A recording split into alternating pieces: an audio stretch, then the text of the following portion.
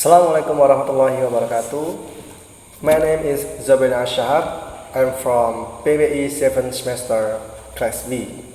Here I will to explain about speech acts, turn taking, politeness and code switching. The first is speech acts. In the second edition of Routledge Handbooks in Applied Linguistics by Michael Hanford and James Paul G.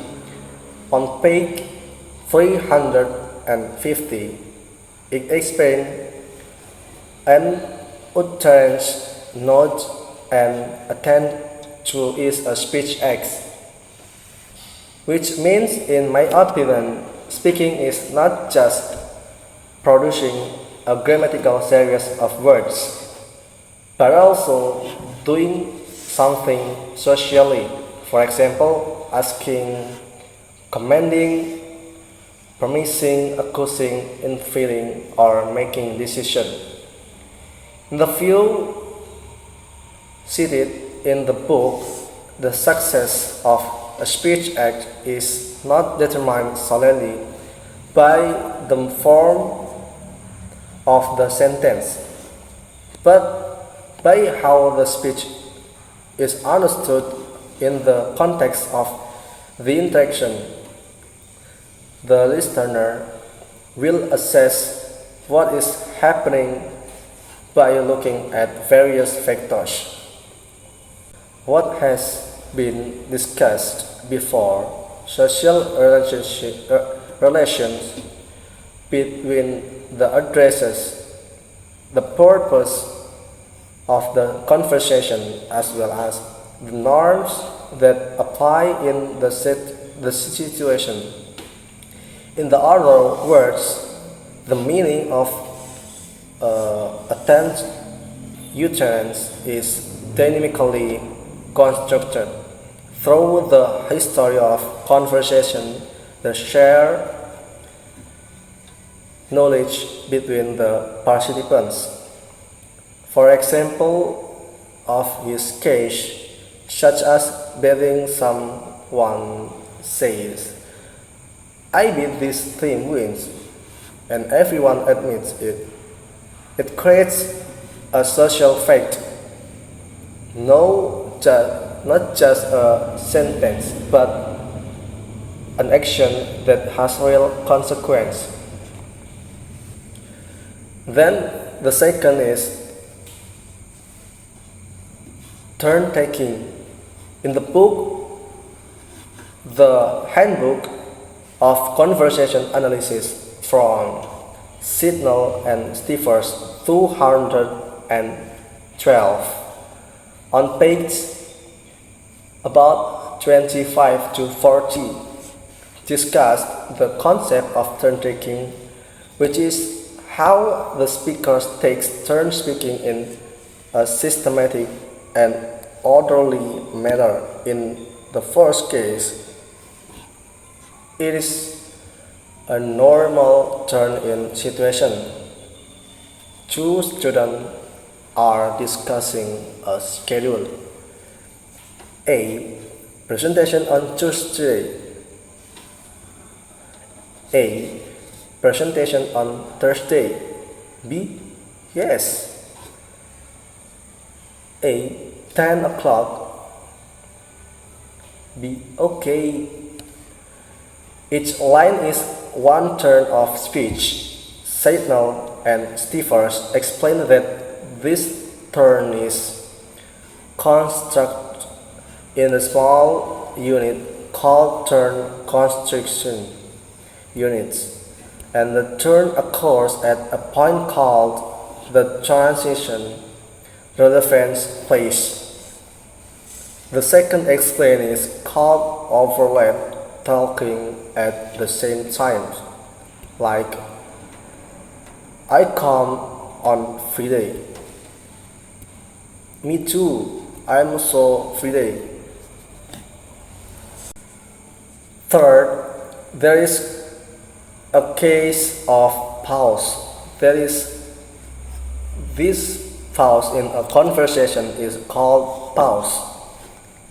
According to Signal and Stivers, pause can indicate hesitation or waiting for someone else to take a turn, like teacher who wants to come forward first for the presentation.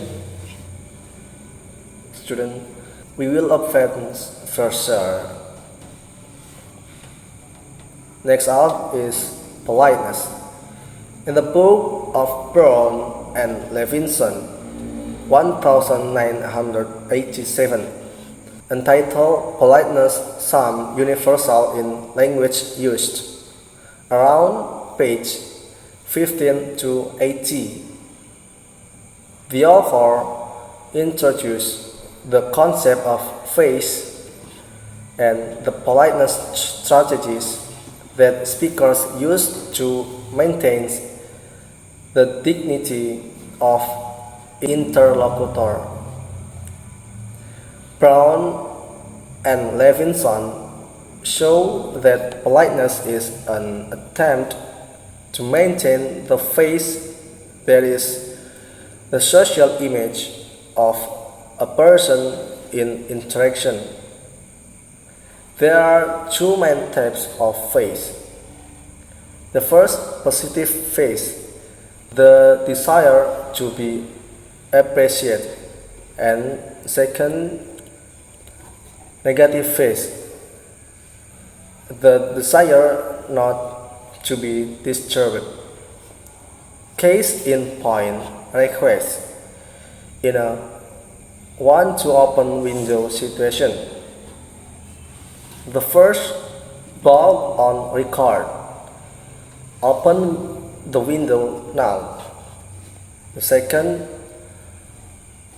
positive politeness. Could you please open the window? It's so hot. The third, negative politeness. Excuse me, if it's not a hassle, can you open the window for a moment? The fourth, off record. It's hot in this room too. And the last one is code switching.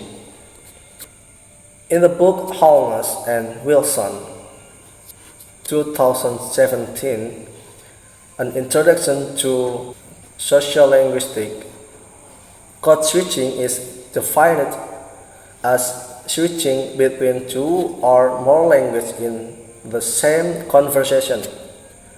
Code switching often occurs in bilingual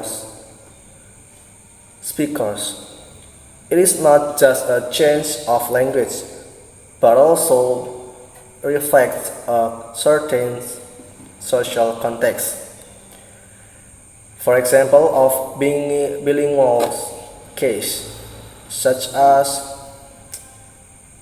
tomorrow we test is English grammar, yes? Oke, aku siap lah. These four concepts show that language is a complex social practice.